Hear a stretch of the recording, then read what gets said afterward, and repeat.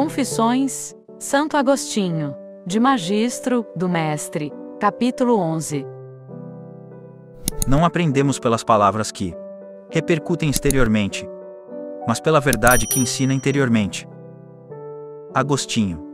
Limitado o valor das palavras. E delas direi, querendo valorizá-las, que apenas estimulam a procurar as coisas, sem porém mostrá-las para que as conheçamos.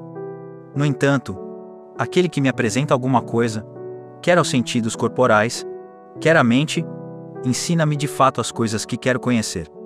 Com as palavras. Não aprendemos senão palavras. De mais a mais, o som das palavras. Pois se não for sinal, tampouco é palavra. Não vejo como possa ser palavra, som que ouvi pronunciado como sendo palavra. Até que lhe conheça o significado.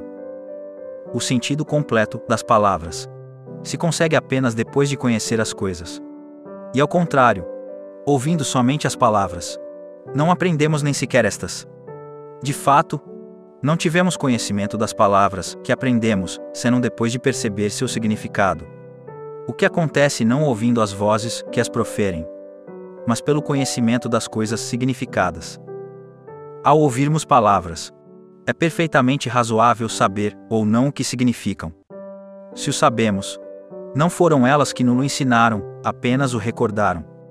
Se não o sabemos, nem sequer o recordam, mas talvez nos estimulem a procurá-lo.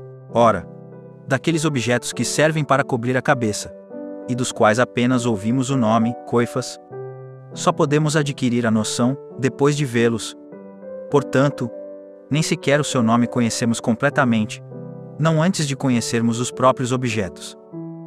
Todavia, podes afirmar que de nenhum modo senão pelas palavras aprendemos o que se narra a respeito dos 3 jovens, aqueles que com sua fé e religião venceram o rei e as chamas.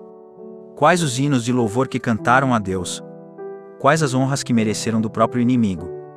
Responder-te é que já conhecíamos todas as coisas significadas por aquelas palavras. Pois eu já tinha na minha mente o que significa 3 jovens. O que é forno? O que é fogo? O que é rei? O que quer dizer ser preservado do fogo? E por fim, as demais coisas significadas por aquelas palavras. Mas, como aquelas sarabalé-coifas, ficam para mim desconhecidos os jovens Ananias, Azarias e Misael. Nem os seus nomes me ajudaram a conhecê-los. E confesso que, mais que saber, posso afirmar minha crença. Que tudo o que se lê naquela narração histórica tenha ocorrido naquele tempo. Assim como foi escrito. E os próprios historiadores a quem prestamos fé não ignoravam esta diferença. Diz o profeta: se não credes, não entendereis. E certamente não diria isto se não tivesse por necessário estabelecer uma diferença entre as duas coisas. Por isso, creio tudo o que entendo, mas nem tudo o que creio entendo.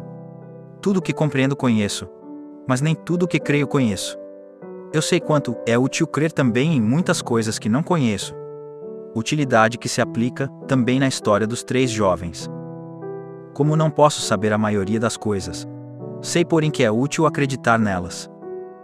Quanto às coisas que compreendemos, não consultamos a voz de quem fala, que é exterior, mas a verdade que dentro de nós reside, em nossa mente, estimulados talvez pelas palavras a consultá-la.